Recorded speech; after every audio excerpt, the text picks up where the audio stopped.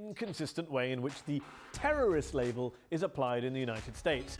We will hunt down terrorists who threaten our country wherever they are. So let's play a game. I'm sure you're all familiar with Dylan Roof, a white supremacist who allegedly tried to start a race war by killing 9 black Americans in a church in Charleston. But he wasn't labeled as a terrorist by the mainstream media or by the FBI. Pakistani-American Jubair Ahmed, on the other hand, was sentenced to 12 years in prison in 2012 for making a YouTube video on behalf of the Pakistani militant group Lashkar-e-Taiba. 9 people killed versus YouTube video.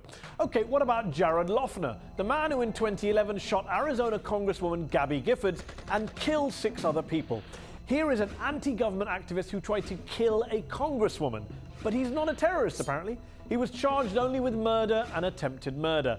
Compare and contrast with Javed Iqbal, a New York businessman sentenced to 6 years in prison for assisting terrorists. What did he do? He provided Americans with access to Hezbollah's satellite channel. Well, if that's terrorism, then Robert Doggett, the man who allegedly plotted to attack an entire Muslim community in New York, must surely have been labeled a terrorist.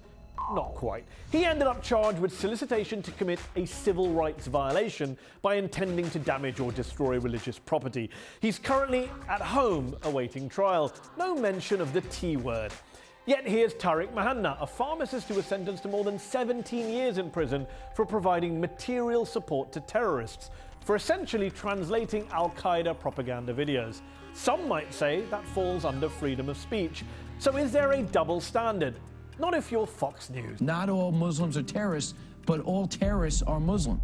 But hold on, a recent study found that since 9/11, far-right extremists have killed almost twice as many Americans in the US as Muslim extremists. So to sum up, if you're a Muslim American and worried about the T word, be careful when you're going online, visiting YouTube or watching cable, and don't even think about taking a clock to school. If you're a white supremacist, do whatever you like.